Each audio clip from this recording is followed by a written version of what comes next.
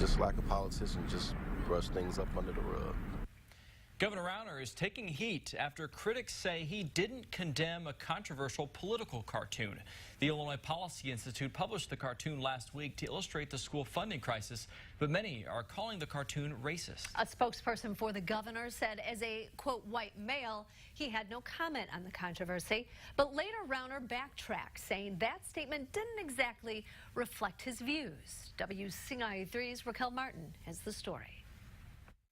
Here's a look at the cartoon sparking national debate.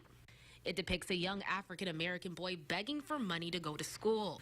The white male represents Chicago developers who some say are stealing millions of dollars from school districts in the form of TIFs. The purpose of our piece was to say, hey, we've got to stop taking money away from a place like CPS, Chicago Public Schools, which is largely minority. 85% of kids are black or brown. And that money's being taken from them and given to developers. But politicians say they missed the mark. They're calling the cartoon racist and hurtful to African Americans, fueling a series of tweets condemning the institute. Days later, Governor Rauner issued this statement, saying he could understand how this cartoon could be offensive. It's clear this cartoon has struck a chord with those at the Capitol, so I hit the streets to ask people what they thought when they first saw it. The first word that came to my mind was typical. Chicago has always been, in my opinion, a politically corrupt place.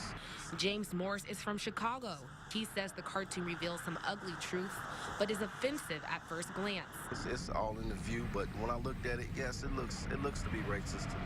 To be honest, I didn't necessarily see the racism in it, but I am highly offended by the situation it details. Malcolm Mayu is the Africana Studies chair at the UIS. He thinks the cartoon is illustrating a reality. The little black kids needing education, needing money for education, is true. The fat cats who have the money but don't want to use it for that education is true. And certainly it's a racist scenario. He's unsure if TIFs are the problem, but agrees there's a larger issue to address. I think it's something the state should help with. I'm not going to say it's not a local issue in Chicago, but it's shared by the rest of the state. In Springfield, Raquel Martin, WCIA3, your local news leader. The governor is known to have close ties with the Illinois Policy Institute.